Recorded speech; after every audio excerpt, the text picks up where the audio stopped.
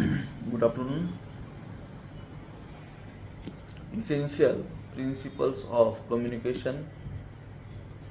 Principles of communication.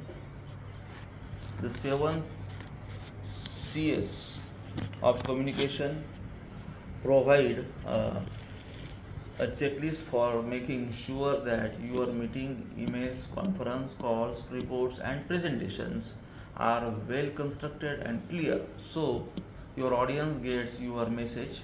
According to 7 Cs of communication needs to be clear, concise, concrete, correct, coherent, complete, and courteous.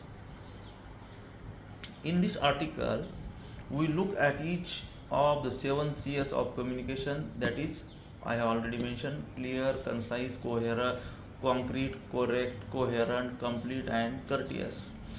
Where speaking about the same, clear.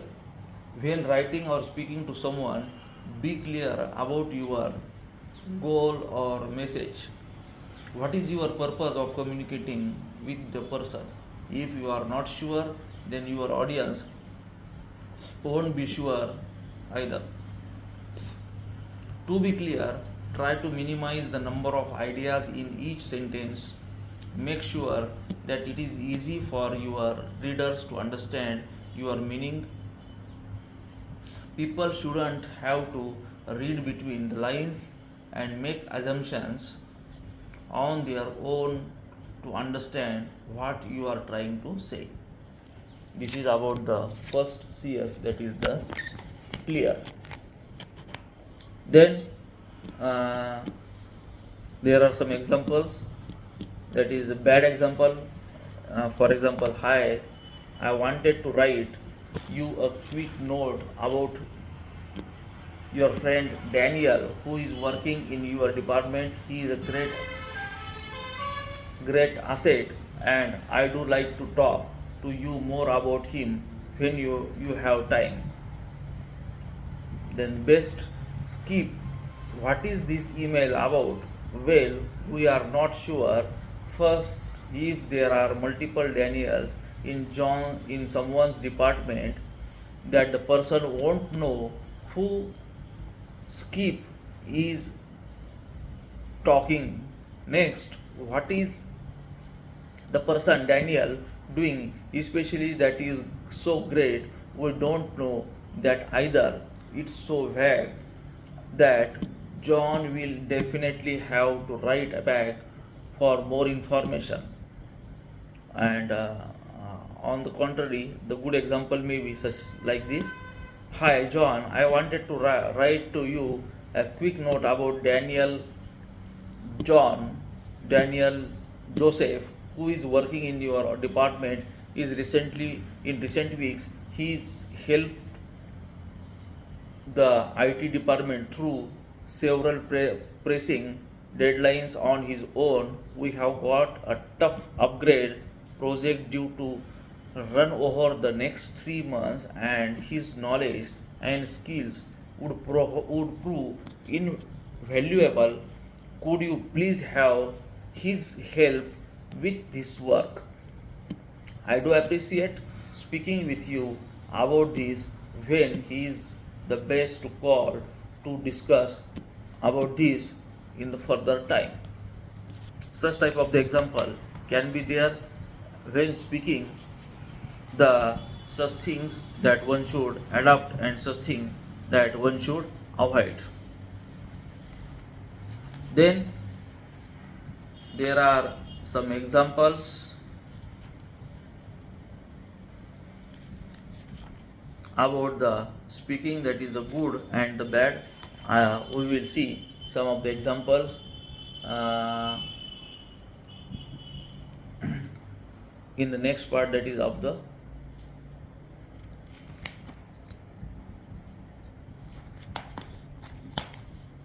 that we have seen about the clear. Then after the clear, the second part is concise. When you are concise in your communication, You stick to the point and keep it brief. Your audience doesn't want to read six sentences when you could communicate your message in three. Are there any adjectives or filler words that you can delete? You can often eliminate words like, for instance, you see, definitely, kind of, literally, basically, or I mean. Such words should be avoided, and your talk or your message should be very concise. For example, hi Max, I wanted to touch base with you about the email marketing campaign we kind of sketched out last Thursday. I really think that our target market is definitely going to want to see the company's efforts about the same, and in addition to uh, think that could make a big impact, and I would stay in their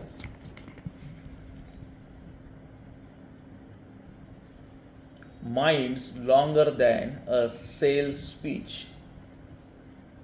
For instance, if we talk about the company's efforts to become sustainable as well as charity works we are doing in local schools, then the people that we want to attract are going to remember our message longer. The impact will just be greater. Such type of the example is there about the concise. Then the another point is that is a concrete. When your message is a concrete, then your audience has a clear picture of what you are telling them. There are details but not too many, and facts, and there is a laser like focus. Your message is solid. Then the another point is, after the concrete, the correctness. When you communication is correct, it fits your audience, and correct communication is also error free communication. Do the technical terms you use fit your audience levels of education or knowledge? Have you checked your writing for grammatical errors? Are all names or titles spelled correctly? These are the points for the correctness. Then the coherence.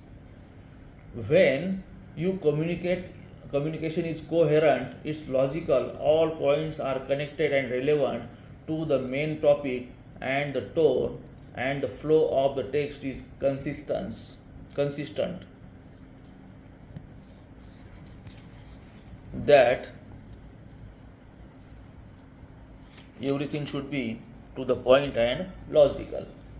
Then the another point is a complete. Now here these are the points which we are seeing about the 7 C's. In a complete message, the audience has everything they need to be informed and, if applicable, take action. Does your message include a call to action so that your audience clearly knows what you want them to do? Have you included all relevant information, contact names, dates, times, location, and so on? And the last point in the same 7 C's, that is the you should be courteous.